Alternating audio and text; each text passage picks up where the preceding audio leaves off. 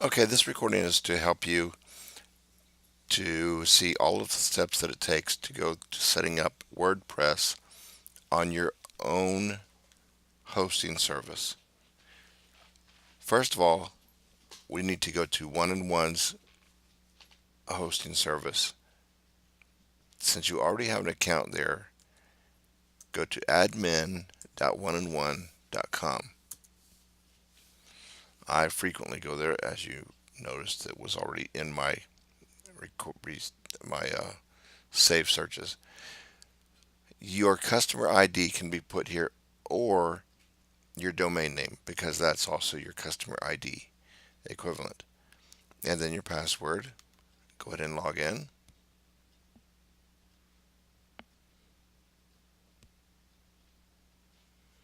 You get a little welcoming page.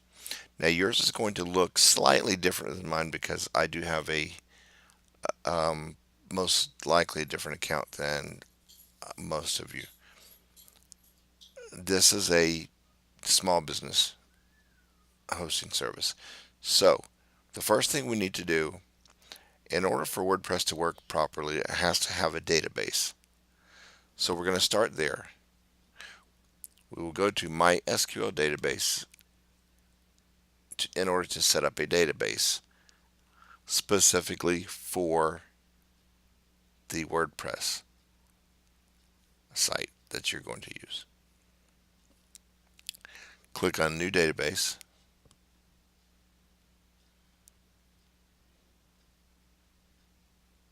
And it slowly comes up, but it does come up sooner or later.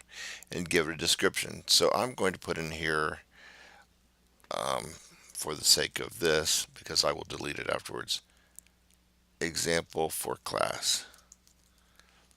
You know what your purpose is.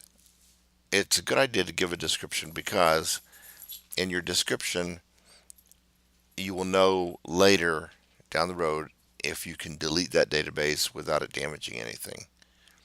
You'll know, well, I don't use this anymore, so therefore I can get rid of it. I'm going to give mine a very simple password for the database.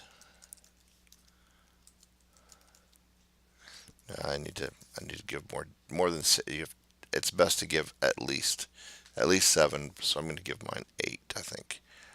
Um, 2017 probably to add to it. Now I have this page, this screen that shows me all this database information. This is absolutely necessary that you copy and paste this because these pieces of information are what you will place in parts of configuring your WordPress. Now I'm going to open a little notepad of some sort for the moment, and I will paste in here all that info that I just copied because the WordPress setup configuration is going to ask you the database name, the host name. It will not ask you for a port. It'll ask you the user's name, and it's telling you it's in the process of setting up. Now, what I normally do is I add to mine in place of status.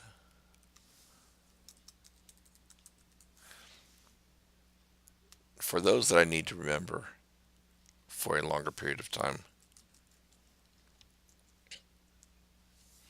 like that was the name of mine tonight in this recording, Crimea 2017.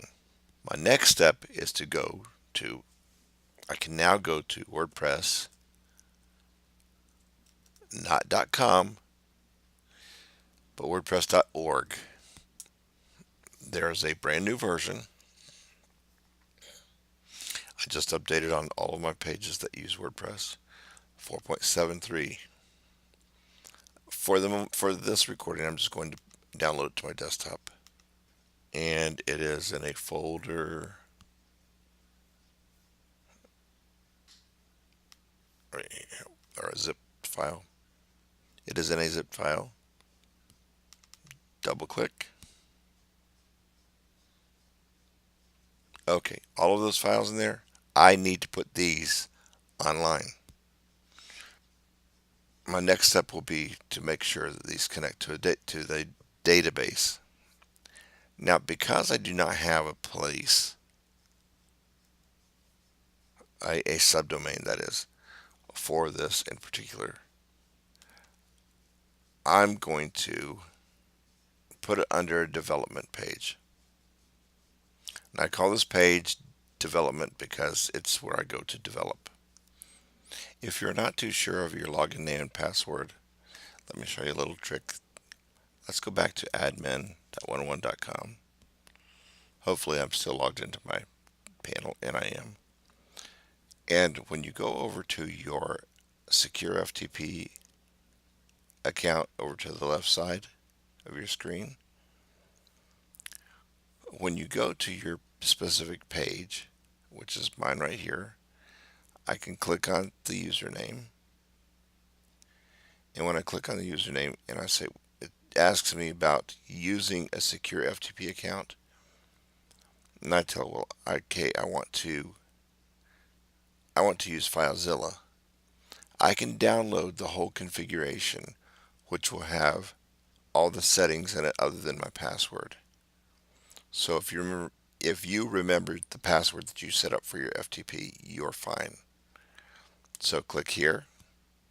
It downloads an XML file. So download that XML file to your desktop or some safe location. Now, for me, since I have had some difficulties with I am having some difficulties with my password, so I'm going to change my password and give it a few seconds to connect. Then, when you are done, just click on save.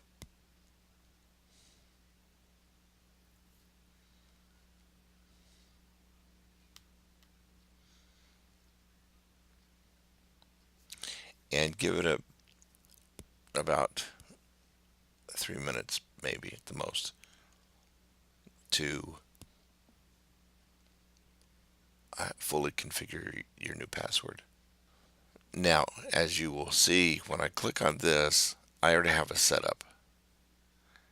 However, what I'm going to do is I'm going to go to Edit,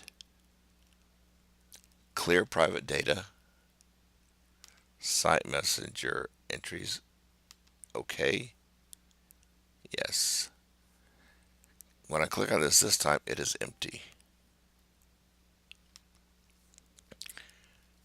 What I need to do is I need to import that XML.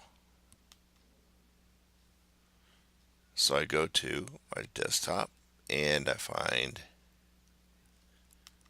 FileZilla, and there's my username.xml. Open. Should I add it to my site entries manager? Of course. Okay. Now when I go over here, there's my information. That data has been put in. This has been put in. All settings here are correct. By default, blank is going to be port 22.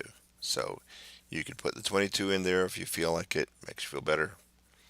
You can leave this to ask for password, or you can change it to normal and type in the password. So I click connect and my new password.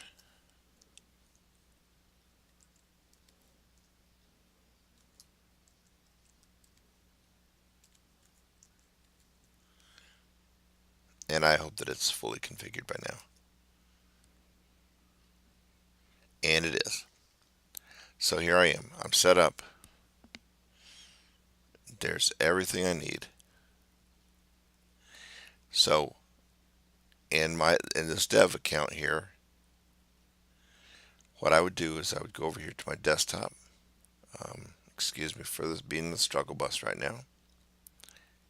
And I go and I look for the WordPress folder. I double click that. And I want to select everything other than the yellow folder. And I will select these yellow folders. So I can either drag this over the dev folder, which is a subdomain for developing. It's in my case, dev.cmsturgeon.com. As you can see, they are quickly moving over pretty fast. I will pause it till it's done and then come back to this part. And as you can now see, all of my WordPress is over here on the side. These folders, it's important to understand what they're for. WP includes, you double click that, has all kinds of customizing that occurs in here as you are developing your WordPress page. WP content is even more important. You have a folder for plugins and you have a folder for themes.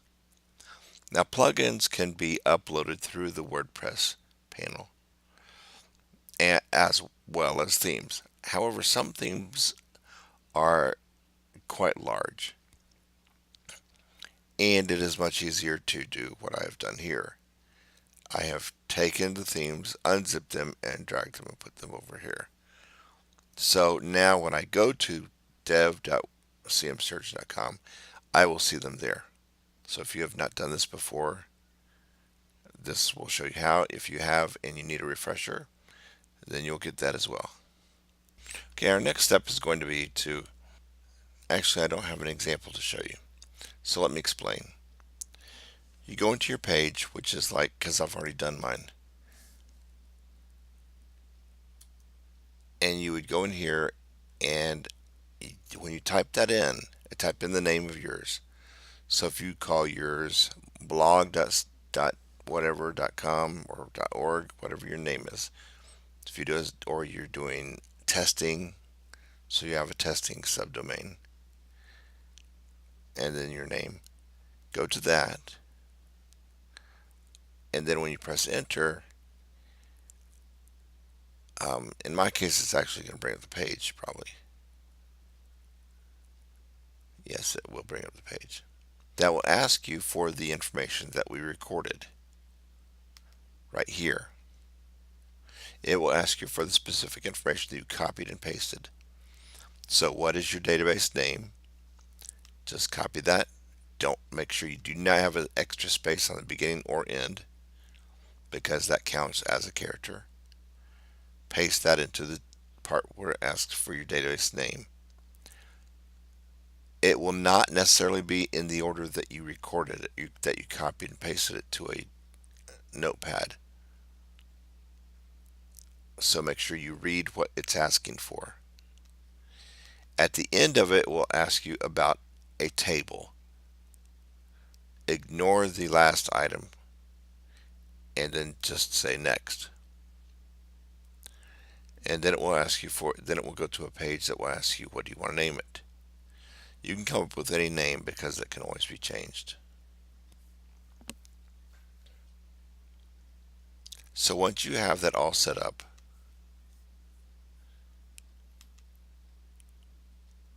you'll go to your page, which will look something like this. Login is WP admin or WP login.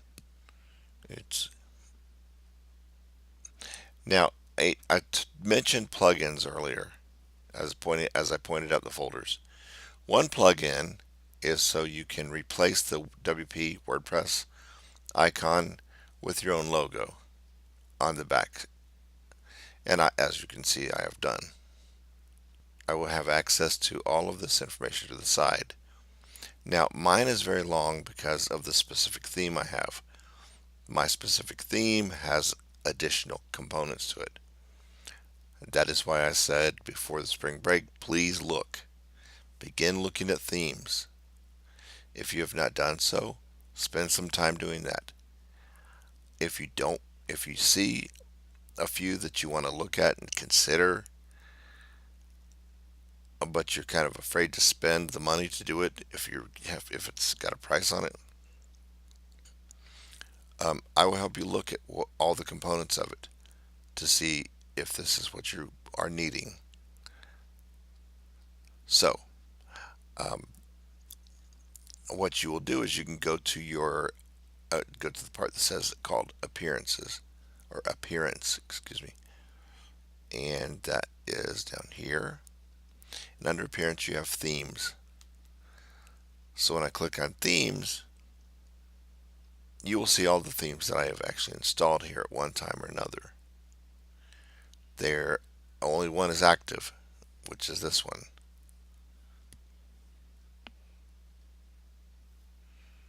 I have these themes in 2015. You will have 12, 13, 14, 15, 16, and 17. And chocolate used to be my um, photography theme, and I got tired of it after a few years. However, since that theme is still in my folder called themes, it will still show up here. However, it's deactivated, so it doesn't do anything to my website. Then over here, I have this theme. Now, if you just would like to play around with some themes that are free, you can just click Add New.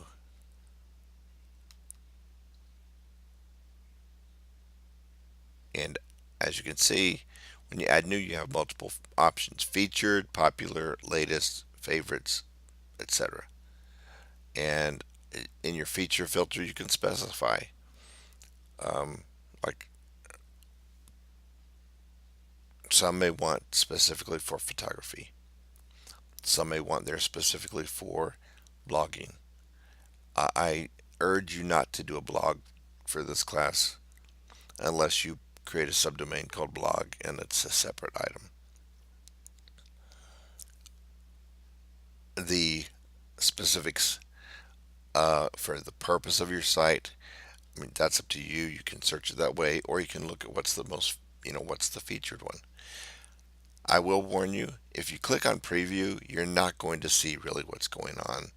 As you will see right here, I click on preview and it gives me this, but it really looks terrible.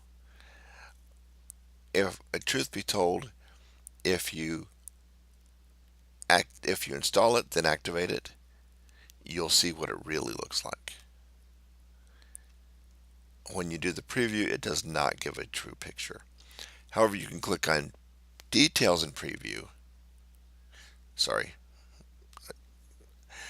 not. I want more details about it. That's what I'm looking for. Um, so if you would like to know more details about it, it's best to look it up, to Google it, like the launcher. If I look under popular, I will still see a different set other than 2017. 2017 seems to be popular. So these are all under your appearance that you can say, I want to add this one and play with it, try it out. If it works well with me, etc., I'll keep it. Um, then you can add plugins that are fitting for what you're doing, social media plugins, and so forth. If you take a glance over here at my installed plugins, you'll see what I use. When my site is up right now, it's just got it's one of the plugins I use is called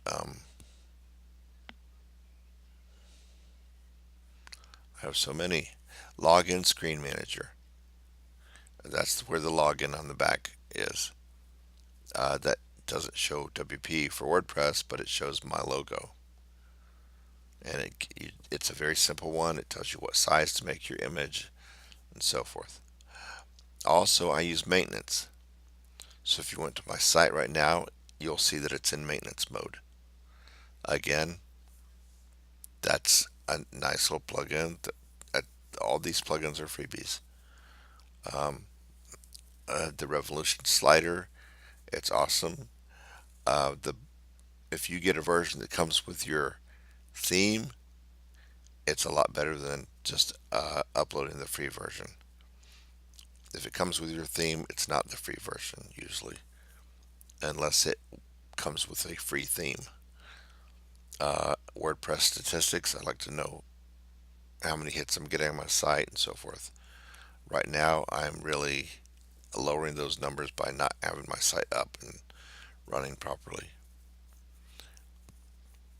So that's pretty much all there is to it. Some of the things that you need to do once you have this set up is to add Jetpack, and you'll need to add um, one more item. Starts with an A. Should be at the top. A Kismet. It's an anti-spam. When you go to do so, it'll say you'll have an activate option. If you are very observant, you will see that when there's a place to pay a price, it'll ask you what you want to pay, and you just drag there's a little button on a line. You drag the little button all the way to the bottom, and it's 0. Therefore, it's free. When you do that, the next step comes alive and gives you a code to activate your Akismet. Akismet has saved my site many times by capturing spam as it's coming in. My site has never gone down, and it has been up for 9 years. So therefore, I don't have any worries.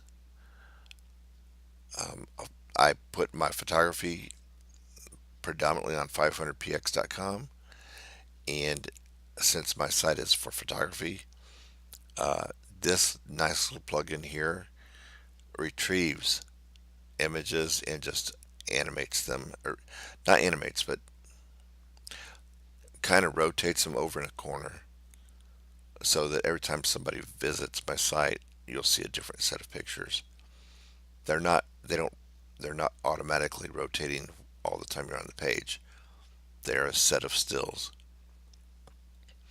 And then you refresh the page and there'll be different set of stills. There are there's plugins for pretty much everything. If you're a writer, there are plugins for embedding PDF files so that you can show off your writing.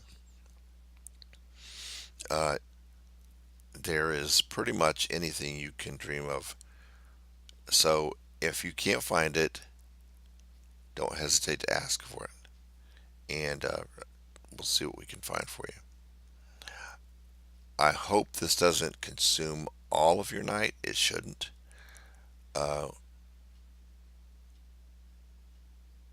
do what you can, and if you run into any trouble, please come see me before next week's class because I want to make sure that you have this um, working well by the time we have class next week. Again, I apologize for not having class. However, something came up that's very important that I take care of, and if some have responded to my email and said they want Alexei in class, uh, he will be there for those that need assistance. Okay, that's it. Have a good evening. Don't um, don't start pulling your hair out before you start asking questions. Run into trouble, just talk, it's the best thing to do is stop. Um, Google it. If you find answers, great. If you don't, then stop. Because sometimes going further can go too deep, and therefore one problem covering up another problem